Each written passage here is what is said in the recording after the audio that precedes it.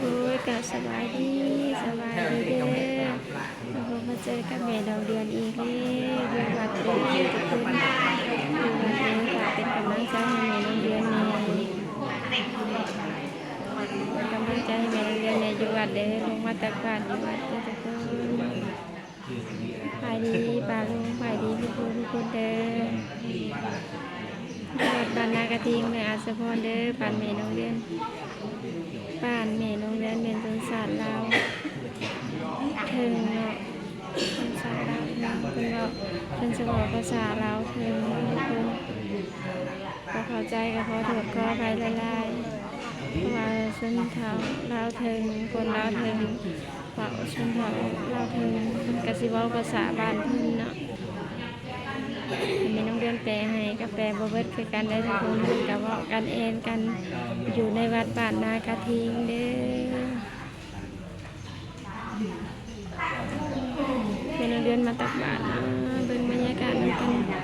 อยู่วัดก็จะลงมาตักบาตรมาสังหรรค์ก็มีหลายน้อยสำใดทุกคน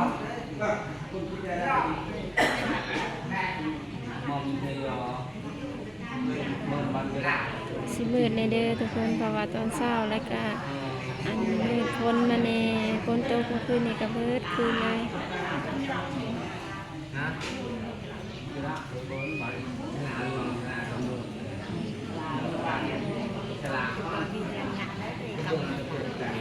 หนาวเวียนอยู่แต่ว่า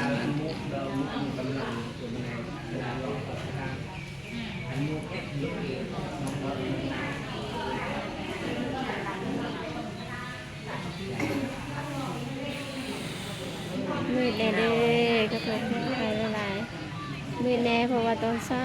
ค่ะมืดฝนฟ้ามาแน่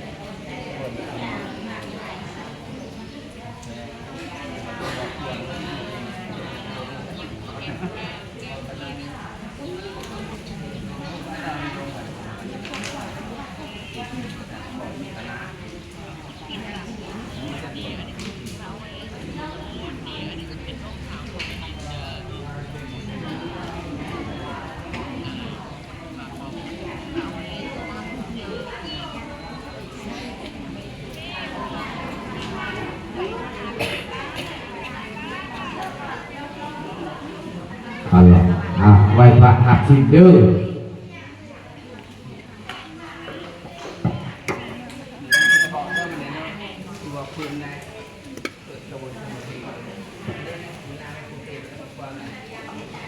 สาธุนะโมตัสสะภะคะวะโตอะระหะโตสัมมาสัมพุทธัสสะนะโมตัสสะภะคะวะโตอะระหะโตสัมมาสัมพุทธัสสะจบคลิปไปก็ยังว่าเต้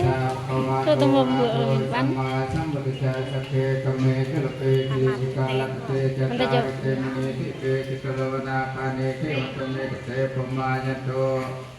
เอวะชลทาชมิยคาคันธาปนาชันติเกโยชนะสาธุเมธุนันโตธรรมัสสวนากัลยาปาทันตาธรรมัสสวนากัลยาปาทันตานะโมตัสสะภะคะวะโตอะระหะโตสัมมาสัมพุทธัสสะนะโมตัสสะภะคะวะโตอะระหะโตสัมมาสัมพุทธัสสะนะโมตัสสะภะคะวะโตอะระหะโตสัมมาสัมพุทธัสสะยิมินาสกาเลนะตังพุทธังอภิปุชญามะอะระหังสัมมาสัมพุทโธภะคะวะพุทธังภะคะวะตังอภิวาเทมิยิมินาสกาเล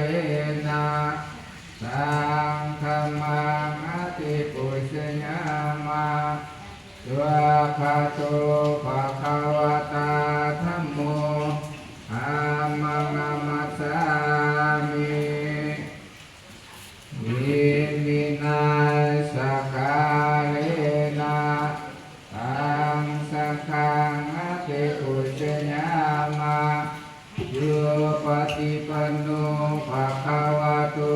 สาวกสังโฆสังฆังนะมามิอุกัสสะวันทามิปันเจเจติยังสัพพังสัพพทาทานิสุภลติตาสัพ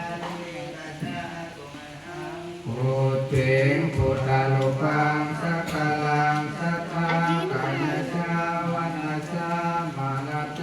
เจววันทามิเตตถาคเตสญานินิสานิกัมมนิสัพเพสัพพะตาอุกัสสะวันตามิวันเตสัพพังอัปปะลาทังตัมตังเมปันเตมยากตังปุญญังสัมมินาอนุมุทิตาปังสัมมินากตังปุญญังมหังคาตาปังสาธุสา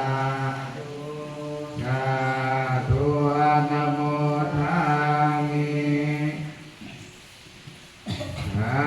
ธุมายังพันเตวิสุงวิสุงอาคนาทายาอิสลานินาจามะปัญจศิลานิยจามะทุติยามปิมายังพันเตวิสุงวิสุงอาคนาทายาอิสลานินาจามะปัญจศิลานิยจามะอาทินาปิมายังคันเตวิจุงวิจุงรักนาทายาอิสลานินาจามะปัญจศิลานิยจามะ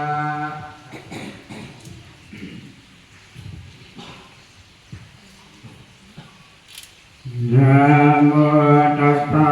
ภะคะวะโตอะระหะโตสัมมาสัมพุทธัสสะนะโมตัสสะภะคะวะโตอะระหะโตสัมมาสัมพุทธัสสะนะโมตัสสะภะคะวะโตอะระหะโตสัมมาสัมพุทธัสสะนะโมตัสสะภะคะวะโตอะระหะโตสัมมาสัมพุทธัสสะนะโมตัสสะภะคะวะโตอะระหะโตสัมมา เมนูแดงกับสบายดีเด้อขอจบคลิปเพียงเท่านี้